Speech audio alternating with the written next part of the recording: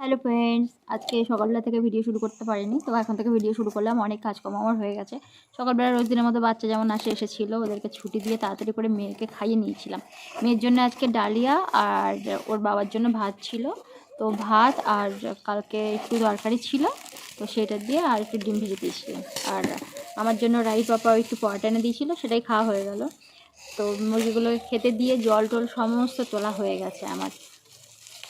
এবারে বসেছি এই যে একটা পার্সেল খুলতে, তো ভাবলাম আপনাদের সঙ্গেও শেয়ার করি।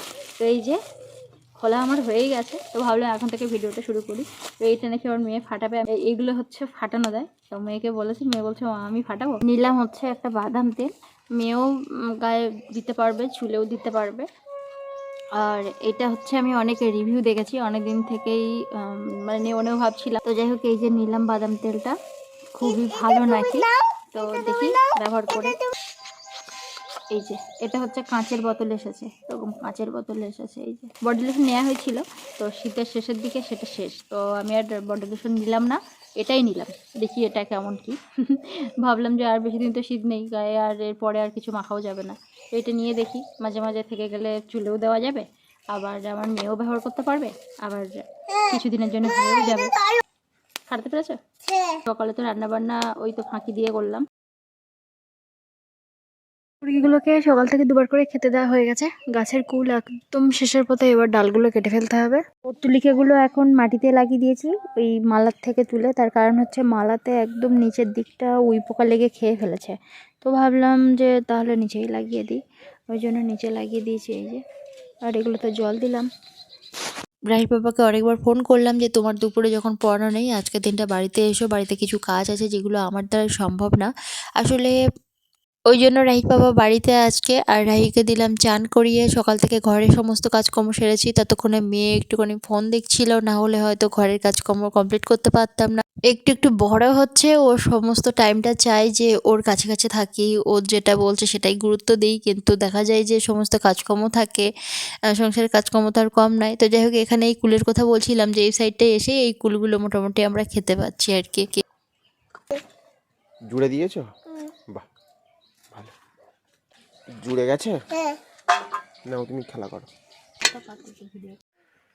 এখন সময় 1:54, আর একটু আগেই বাড়িতে এলাম। বাড়িতে এলেই বিভিন্ন রকমের কাজ। হ্যাঁ, কুলটা হেভি মিষ্টি। তো খুব একটা তো বাড়িতে থাকার সময় পাই না, যখনই বাড়িতে আসি মোটামুটি কাজের শেষ নেই আর কি। টুকটাক কাজ, আমি খুব বেশি কাজও করি না বাড়িতে, যদিও টুকটাক প্রয়োজনীয় কাজ না করলে নয়। যাই হোক, আর আজকে ছিল 11টা থেকে 1টা পর্যন্ত টিউশন ছিল, আবার বিকেলে আছে বিকেল 4টে থেকে। সকালে ছিল আজকে 9টা পর্যন্ত, তো আজকে প্রায় সারাদিনই ব্যস্ত। তো এসেছি, দেখি কুল গাছ কাটতে বলছে। কুল গাছে কুল সব পাড়া হয়ে গেছে, আর ডালগুলো কেটে দিলে পরের বছর আবার ভালো কুল হবে, তাই জন্য গাছটাকে কেটে দেবো। হ্যাঁ, ভালো কুল হবে, বড় কুল হবে। তো সঙ্গে থাকুন। কি হয়েছে, কি হয়েছে? এই গাছটাকে ও ভেঙে দিয়েছে, এই যে এই গাছটা ও ভেঙেছে না কে ভেঙেছে ও নিজেও বলতে পারছে না। ওই ভেঙেছে, এদিক গাছ, তাই তো? তোমার কাজ তো বাবা। না, আমি সোজা করে দিচ্ছি তাও হচ্ছে না।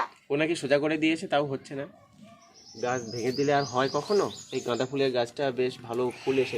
আমার মেয়ের ভালো একটা অভ্যাস হলো, ওর বাবা যদি বাড়িতে থাকে তখন দেখা যায় যে আমরা তিনজনে একসঙ্গে যে যাই কাজ করুক না কেন, যত ব্যস্ত থাকুক না কেন, তখন কিন্তু আর একদমই ভেজাল করে না, কোনো রকম বায়নাও করে না। তো আর তারপরে কোলে উঠতে চায় না, ও সব কিছু ভুলে যায় এবং ওর নিজের মতো খেলতে থাকে। একবার ছোটো ওর বাবার কাছে যায়, একবার আমার কাছে আসে। কিন্তু দেখা যায় যে ওর বাবা সকল সময় বাড়ি থাকে না, ওই জন্য ও প্রায় সারাটা দিনই আমাকে বিরক্ত করতে থাকে এবং ভীষণ ভেজাল করে। বিভিন্ন রকম বায়নাও জুড়ে দেয়, এটা চাই ওটা চাই, কোলে তোলো, ঘুরতে নিয়ে চলো, সাইকেলে চড়াও। তো কাজের ফাঁকে ফাঁকে আমি ওই দৌড়ে দৌড়ে একবার করে সাইকেলে চড়িয়ে নিয়ে আসি পুরো সারা রাস্তা, আবার দৌড়ে এসে রান্না বসাই, আবার একবার জাল ঠেলে দিই। এই সমস্ত কিছু ভিডিও করা হয় না, এই সমস্ত কিছু আমি একমাত্র জানি যে সারাদিনে আসলে আমি কী করে পার করি। ভাতটা আমার হয়ে গেছে, আর এই যে বড়িগুলো ভেজে তুলে নিয়েছি। বড়িগুলো কিন্তু দারুণ খেতে ছিল, রাই ঠাকুরমা দিয়ে গেছে এই বড়িগুলো। বেগুন, লাউ ডাঁটা, আলু দিয়েই রান্না করবো এই বড়ি, তবে কোনো রকম আর কি ফোড়ন দেবো না তেলে, ফোড়ন দিলেই আমার মেয়ে একদমই খেতে চায় না। আর এই একটাই তরকারি করবো যেটা আমার মেয়েও খাবে, আমরাও খাবো, ওই জন্য কিন্তু মশলা একদমই কম দেবো। মেয়ের পাল্লায় পড়ে মোটামুটি আমাদের মশলা খাওয়া, তেল খাওয়া একদমই কমে গেছে, যদিও আমরা খুব বেশি খেতাম না।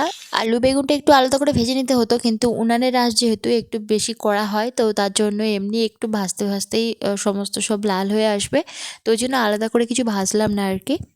এই কষে নেওয়ার সময়টায় আমি একটুখানি জিরে গুঁড়ো দিয়েছিলাম আর অল্প করে একটু ধনে গুঁড়ো দিয়েছিলাম। ধনে গুঁড়ো দেবো কি দেবো না ভাবছিলাম, তো যাই হোক গত দিনের একটা ভিডিওতে ওই মোচাতে পেঁয়াজ দেওয়া নিয়ে অনেকে কমেন্ট করেছেন যে আসলে পেঁয়াজ চলে না, তো আপনাদের থেকে অনেক সময় অনেক কিছু শিখি।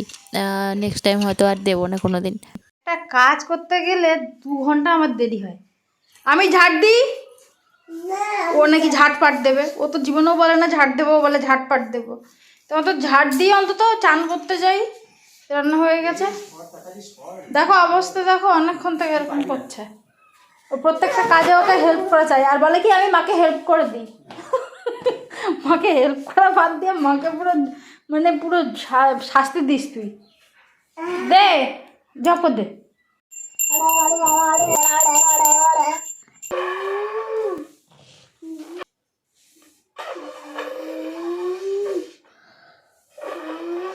হয়েছে হয়েছে, এবার ক্রিং ক্রিং করে শেষ করে দে।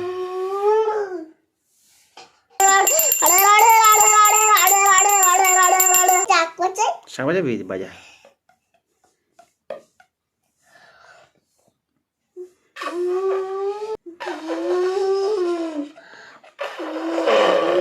কয়েকদিন হলো আমি ঠাকুর ঘরে আসিনি আর কি, তো যাই হোক ওই জন্যই ঠাকুর ঘরের এরকম অবস্থা। আর আমার মেয়ে আজকে বায়না করেছে মা আমি ঠাকুর ঘরে যাবো, তো ওই জন্য ওর বাবা বলে ঠিক আছে যা, কিছুক্ষণের মধ্যে আমার বাচ্চারা চলে আসবে, রাহির পাপাও রওনা দেবে। তো যাই হোক এই ভিডিওটা এখানে শেষ করলাম, আর দেখা হচ্ছে আপনাদের সঙ্গে পরের ভিডিওতে। ভীষণ ভালো থাকুন।